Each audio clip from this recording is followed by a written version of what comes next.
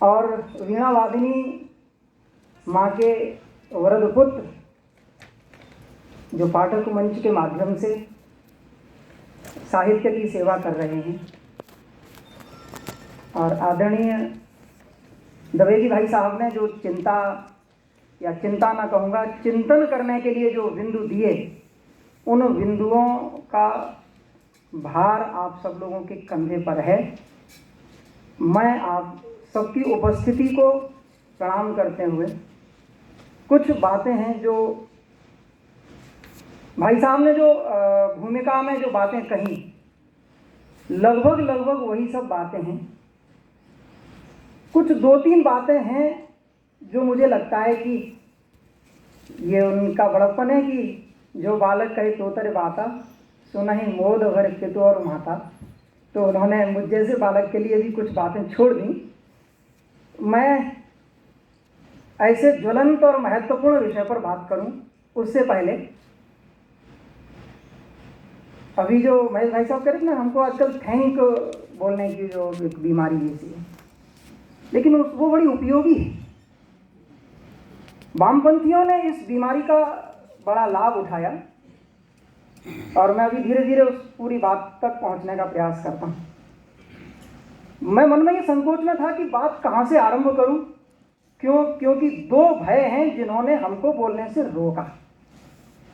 पहला भय, आप रद्द कर दिए जाएंगे, निरस्त कर दिए जाएंगे, आपको फतवा जारी कर दिया जाएगा कि आप साहित्यकार नहीं हैं। साहित्यकार तो छोड़िए, आप साहित्य की समझ रखने वाले सामान्य व्यक्ति भी नहीं हैं।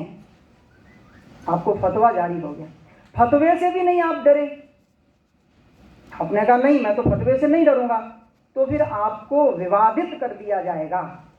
विवादों से भी नहीं डरेंगे तो आपको इतना बदनाम कर दिया जाएगा कि आप अपने आप में 100 बार सोचोगे। आपके घर वाले कहेंगे कि लोग आपको इतना गालियां देते हैं, क्या आवश्यकता है आपको बीच में पड़ने की। तो हम उन बिंदुओं पर स्पष्ट चर्चा करने से बचते हैं। श्रद्धेय भाई साहब ने मुझे मार्ग दिखाया, तो मैं साहस कर रहा हूं कि जिन बातों को मैं कहने का मन बना रहा था, अब मैं उन बातों को बिल्कुल बिना किसी भूमिका के सीधे सीधे आरंभ करता हूं। मैं बात प्रारंभ करता हूं, एक पुस्तक बहुत ही अमूल्य पुस्तक है, उसका नाम है अज्ञेय अपने बारे में। अज्ञेय जी की रेडियो जीवनी है, साक्षात्कार है। उसे मैंने पढ़ा, तो मैं उसको बिल्कुल वाचन करके सुना देता हूँ, फिर वहाँ से आगे की बातचीत यात्रा आरंभ होती है। अज्ञेय जी क्या कहते हैं?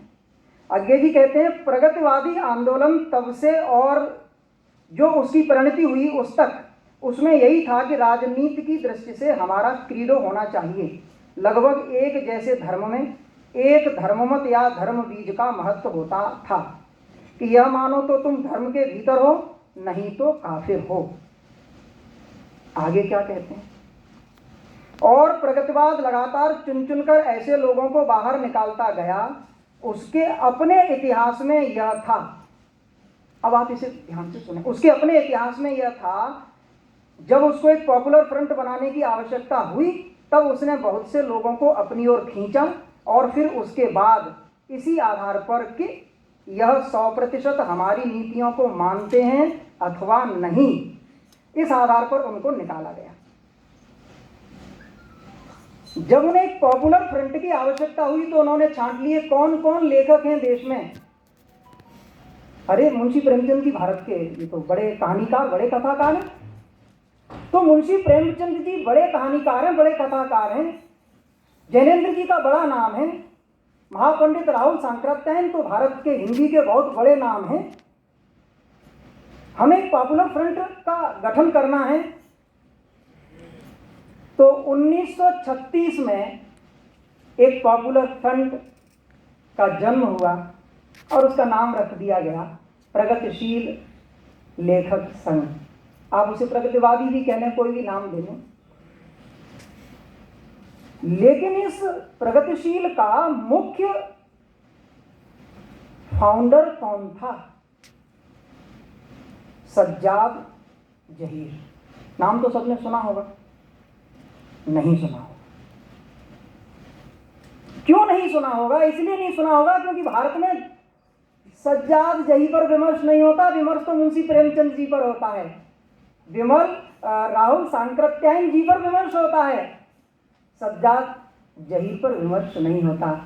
कौन थे ये? इंग्लैंड में पढ़कर आए, भारत में आकर प्रगतिशील लेखक संघ की स्थापना की, और प्रगतिशील लेखक संघ की स्थापना होने के पश्चात, भारत के एक पॉपुलर फ्रंट बन जाने के पश्चात, आप भारत में मार्क्सवादी कम्युनिस्ट पार्टी के सर्वे सर्वा हो गए।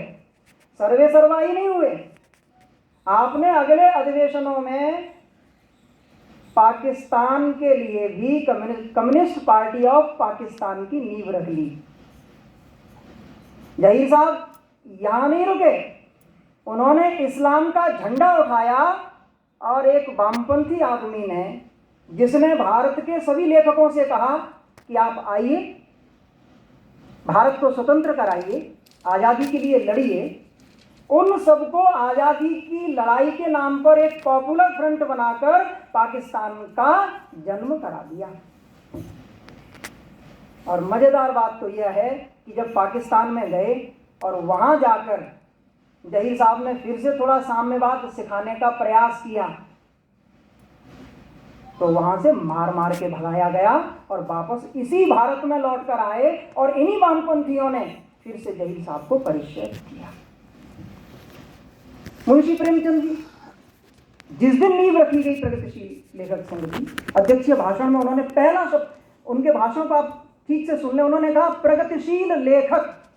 यह शब्द ही अप्रयुक्त, यह शब्द ही बेकार है, इस शब्द का तो कोई अर्थ ही नहीं है। क्यों? बोले जो लेखक होता है, जो साहित्यिक होता है, जो साहित्यकार होता है, वह तो स्वयं वे प्रगतिशील होता ही है। जिस व्यक्ति ने प्रगतिशील शब्द को ही नकार दिया, उसे आपने कहा कि नहीं वो बड़े साम्यवादी थे। नामवर सिंह जी ने तो हद कर दी, उन्होंने अभी एक जगह लिखा कि लोग कहते हैं मुंशी प्रेमचंद जी गांधीवादी थे। मेरे विचार से प्रेमचंद जी गांधीवादी नहीं, वो तो गांधी जी से भी 2 कदम आगे थे। अब मैं उस समय था नहीं सक्रिय, अन्यथा मैं कहता नामवर सिंह जी आप गलत कह रहे हो, प्रेमचंद जी गांधी जी से 2 ही कदम आगे होंगे, लेकिन नेहरू जी से तो 2000 कदम आगे थे, ऐसा लिखो।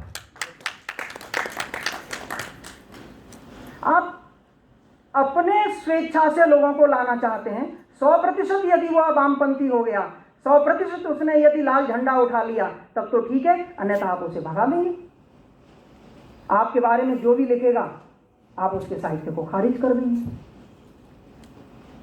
जैनेन्द्र जी उसी स्थापना में, जब प्रगतिशील लेखक संघ की स्थापना हुई, तो प्रेमचंद जी के साथ थे। क्या कहा उन्होंने बाद में, उनकी जो 4-5 लोगों की छोटी, हो सकता है आपको सुनने में बोरियत जैसी हो, पर मैं चाहता हूं कि ये बातें हैं जिन्हें हमें सुनना ही पड़ेगा। क्यों? क्योंकि हमसे यही तो कहा जाता कि आप तो मनगढ़ंत बोलते हैं, कुछ भी कह देते हैं, बताओ कहाँ लिखा है। अभी इस लिखे पर भी आऊँगा मैं, कहाँ कहाँ क्या क्या किसने लिखा। बीच में मैं विषयांतर करते हुए अभी श्रद्धेय महेश जी भाई साहब बोल रहे थे ना, तुलसीदास जी की एक बात आई कि तुलसीदास जी ने भी भ्रम फैलाया है। मैं उनकी उपस्थिति को प्रणाम करते हुए कहना चाहता हूँ, भ्रम तुलसीदास जी ने नहीं फैलाया। मैं इस विषय को भी आगे लेने वाला हूँ, अगर न ले पाऊँ तो आप मुझे स्मरण करा देना, वापस लौट रहा हूँ। जैनेन्द्र जी ने क्या कहा? जैनेन्द्र जी ने कहा, और उस पुस्तक, कब पुस्तक लिखी गई है? 1939 में। पुस्तक का नाम क्या है? प्रस्तुत प्रश्न। ज्ञानेन्द्र जी खुद से ही सवाल कर रहे हैं, गांधीवाद पर, समाजवाद पर, साम्यवाद पर, धर्म पर, आध्यात्म पर। उसमें से एक पैराग्राफ मुझे बहुत अच्छा लगा। वे लिखते हैं ज्ञानेन्द्र जी, मार्क्सवाद जीवन दर्शन नहीं है, वह एक राजनीतिक प्रोग्राम है। मार्क्सवाद क्या है? राजनीतिक प्रोग्राम का बौद्धिक समर्थन है। ये ज्ञानेन्द्र जी कहे हैं।